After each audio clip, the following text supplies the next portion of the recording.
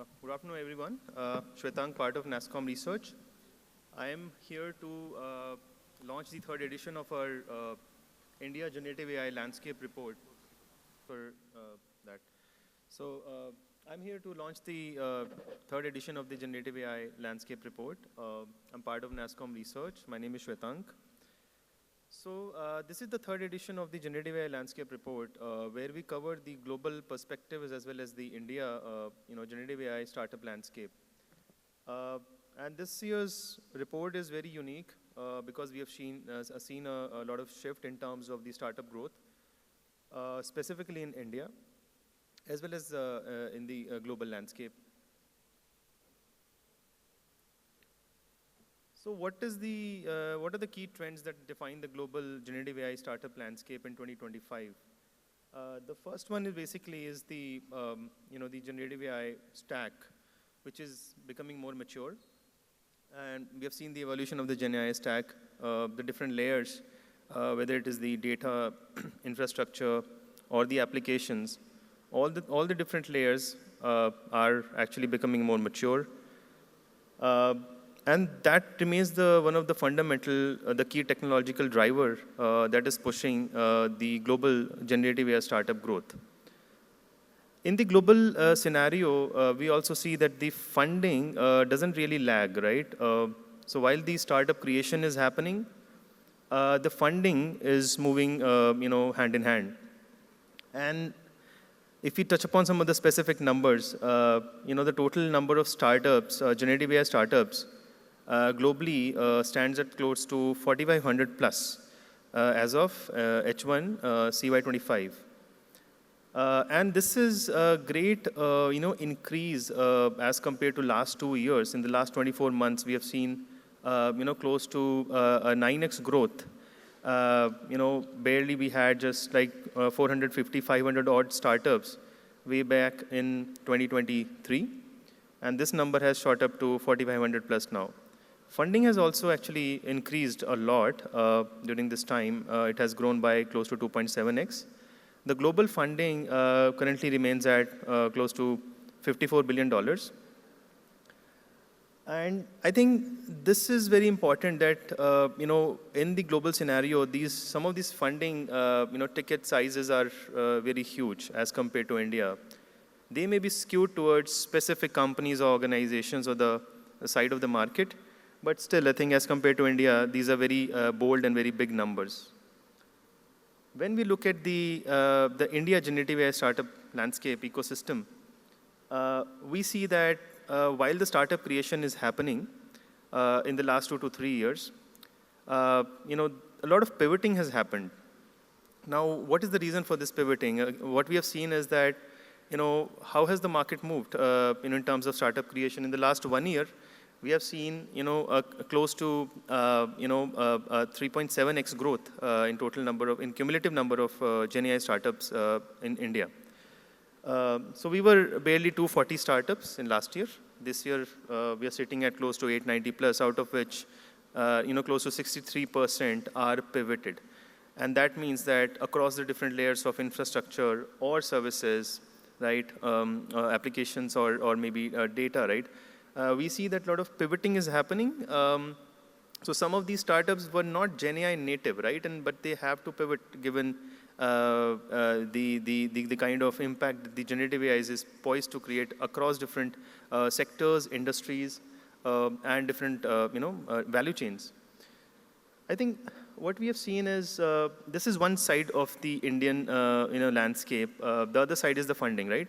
So what is so good about funding in India?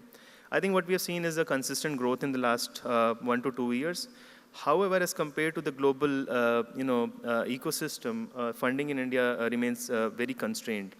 So we haven't actually touched close to even $1 billion in total funding, while the global funding remains, nearly $54 billion. So, and both the startup creation and the funding are more towards the side of application.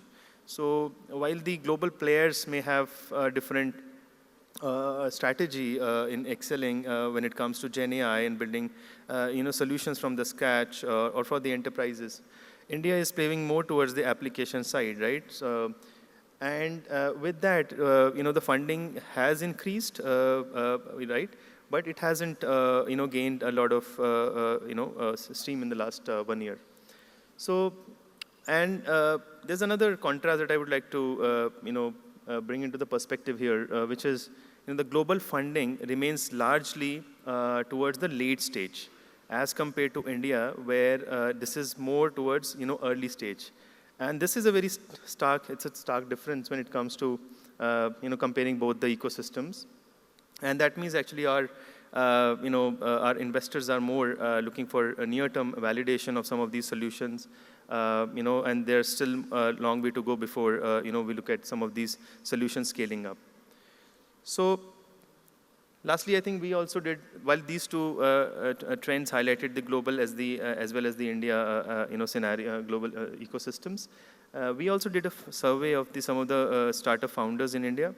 And these are some of the key takeaways from that survey. And the idea of the survey is to basically uncover the real truth on the ground, what the startup founders are feeling and what the ecosystem is feeling, right?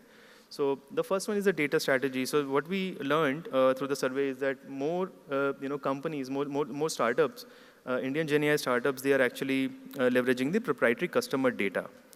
However, on the other side, we are also seeing a growth of the AI-generated synthetic data.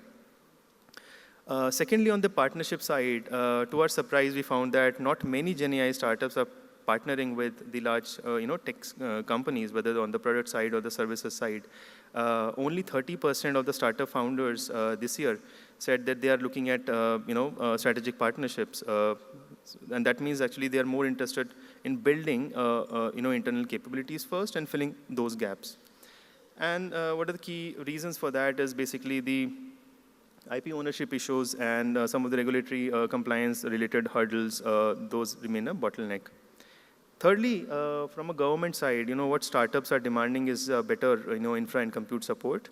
And also they're looking at a dedicated funding grant. So, 78% have, said that they recognize dedicated funding grants as the top government actions needed this year and going forward. And lastly, I think many startups are actually yet to formalize a sustainable computing strategy. So I think they are going in a very hit and trial method currently in proving the worth of their solutions on the ground and leveraging the infrastructure and compute ecosystem that is out there. So these are the key findings from the report. So where do we stand and how does this all sum up? So this is, again, for India, it's a very different route that we are taking. We are pivoted more towards the applications, right? We're not building some of these infra models and from the ground. However, we have started, playing a very specific game, which is that we are looking more on the industry-specific solutions, right? More verticalized solutions.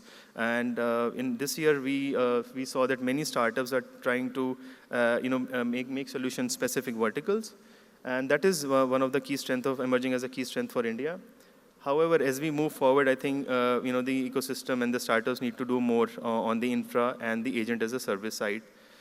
So that's all about the report key takeaways that I had to present. Maybe I'll just call the analysts who worked on the report and the leaders for the report launch. Thank you.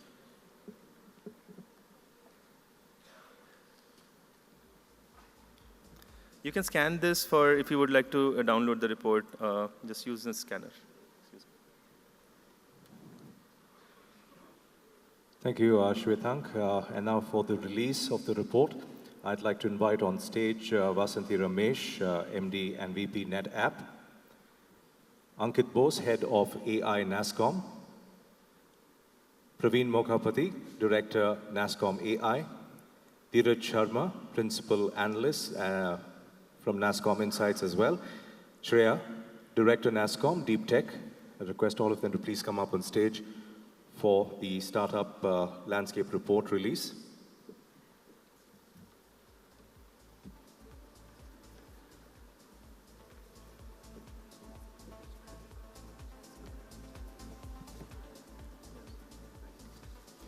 NASSCOM's India Gen AI Startup Landscape Report release. by the dignitaries on stage.